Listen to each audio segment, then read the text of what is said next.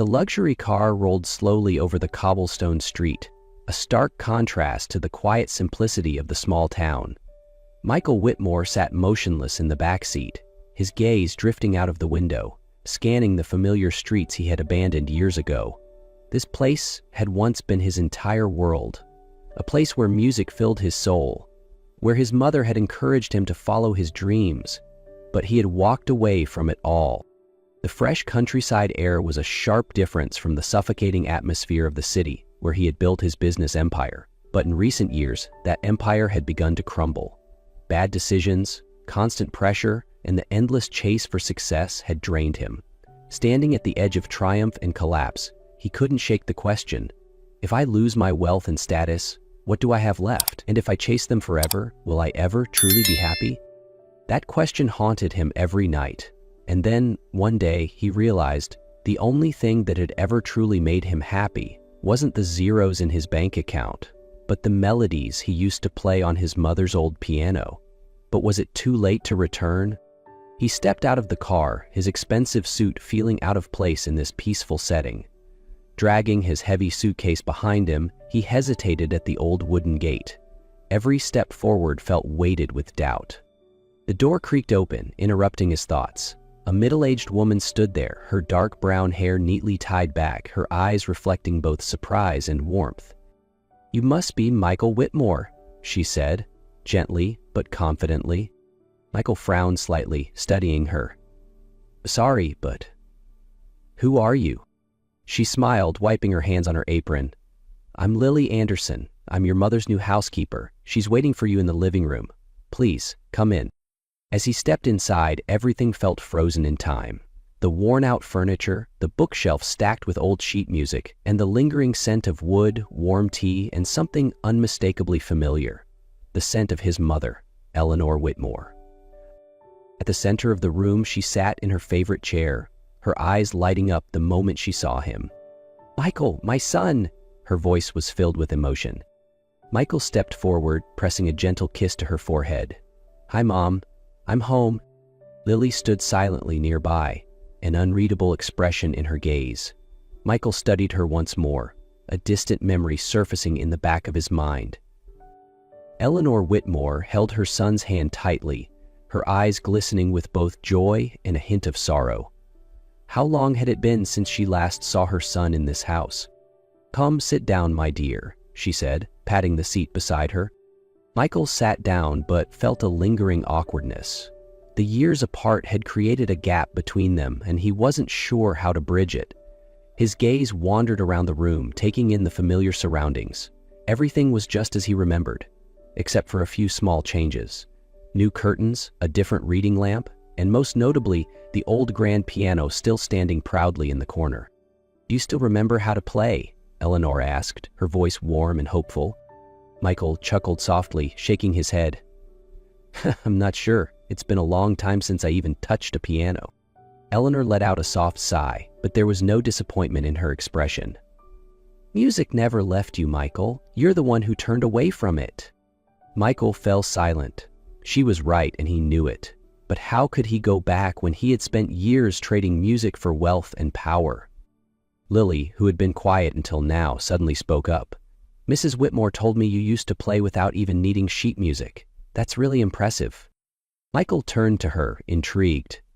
Her voice was casual, but something in her eyes made him feel like there was more to her words. "There's something familiar about you," Michael said, narrowing his eyes. "Wait, did we go to school together?" Lily smiled, a bit shyly. "Actually, we went to high school together. I always sat in the back, carrying my music notebook. You probably wouldn't remember." Michael blinked as a faint memory surfaced. A quiet girl, always jotting down notes, always watching from afar. Someone who had noticed him while he had been too busy chasing other things to notice her. Eleanor's smile deepened as she watched the realization dawn on her son's face. She gently squeezed his hand. "You once lived for music, Michael. Maybe it's time you found your way back to it." Michael's gaze drifted toward the piano, a storm of emotions stirring inside him. Michael sat in his old room, the very space where he had once composed melodies effortlessly in his youth. But now, everything felt foreign. The music that once poured from his soul so freely had faded into silence. He had tried to place his fingers on the piano keys, but every note felt hollow. Music, the very thing that had once defined him, now seemed like a distant stranger waiting on the sidelines, hoping he would open up, but he didn't know how. A soft knock on the door broke his thoughts. Lily stepped inside, carrying a tray with a steaming cup of tea and a plate of biscuits. "I thought you might need a break," she said, placing the tray on the table. Michael looked at her, then at the scattered sheets of unfinished compositions on his desk. Lily followed his gaze, curiosity flickering in her eyes. "Are you working on something new?" she asked, gently. Michael let out a weary sigh, running a hand through his hair. "Not exactly. I'm trying to write, but nothing comes out right. I think I've lost it." Lily bit her lip, as if debating something. Finally, she spoke softly. "I don't believe that." Michael arched an eyebrow. "Oh? And why not?" Lily smiled, a small, knowing smile. "I've read a lot of your interviews before. You always said that music isn't just about skill, it's about emotion, about soul. I think that part of you is still there. You're just afraid of something." Michael froze. For the first time in years, someone had spoken about his music in a way that wasn't about money or fame, but about its true essence. "Do you still have your notebook?" he asked suddenly. Lily blinked in surprise, then nodded. "I do. I never really gave up on music. Life just didn't give me the chance to follow it." Michael studied her, realizing there was something profoundly familiar about her journey. They had both once loved music, both had been swept away by the demands of life, and now, somehow, fate had brought them back to the same path. Outside the window, the sun dipped behind the trees, but inside Michael, a small spark of light had just been rekindled. In the days that followed, Michael slowly adapted to the slower pace of life in the small town. He spent more time with his mother, listening to her stories, tales of her youth, of moments he had never taken the time to know before. But one afternoon, as they walked through the backyard garden, Eleanor suddenly reached for his hand, squeezing it gently. "Michael, there's something I need to tell you." Her voice was soft but serious. Michael turned to her, noticing the tiredness in her eyes. "What is it, Mom?" Eleanor hesitated for a moment, then let out a quiet sigh. "I'm sick, my dear. The doctors, they don't have much hope." The world around Michael tilted. He stared at his mother, unable to process her words. No, that can't be true." Michael's voice cracked, his hands tightening into fists. "Mom, why didn't you tell me? Why did you go through this alone?" Eleanor gave him a small, sad smile. "I didn't want you to worry. I wanted you to come back here not out of obligation, but because you truly wanted to." Michael clenched his fists, guilt rising inside him. All these years he had been so consumed by success that he had forgotten what mattered most: his family. Nearby, Lily stood silently, watching the conversation unfold. She had known about this for a while. She had been the one caring for Eleanor, listening to her worries, the very things Michael should have been there for. "That's why I hired Lily," Eleanor continued. "Not just to help me, but to help you. You lost yourself, Michael. I just wanted you to find your way back before it's too late." Michael took a deep breath, struggling to stay composed. He couldn't change the past, but maybe, just maybe, he still had a chance to make things right. Beside him, Lily finally spoke, her voice gentle yet unwavering. "You don't have to face this alone, Michael." He turned to her, and for the first time, he truly saw her presence in his life. That night, Michael couldn't sleep. He sat on the front porch, his gaze lost in the starry sky. Thoughts swirled in his mind about his mother, his life, the years he had wasted chasing wealth while forgetting what truly mattered. Soft footsteps approached behind him. Lily quietly sat down beside him, keeping a respectful distance, as if sensing he needed space. "What are you thinking about?" she asked gently. Michael let out a long sigh. "I don't know. I feel lost." Michael exhaled shakily. "Leaving is easier. Running is what I do best. But if I run now, I'll lose more than just my mother. I'll lose myself completely. My mother, I don't want to lose her." Lily looked at him, her gaze both gentle and firm. "You can stay. But more importantly, you need to truly face what you've been avoiding." Michael turned to her. "Do you really think I can?" Lily smiled, a small, sincere smile. "I think you always could, Michael. You just need to believe in yourself." He fell silent, considering her words. His entire life had been spent proving himself to the world, yet he had never stopped to ask what he truly wanted. Michael lowered his head, his voice barely above a whisper. "I used to love music, but I'm afraid I'm not the musician I once was." Lily placed her hand over his, a simple gesture, but filled with comfort.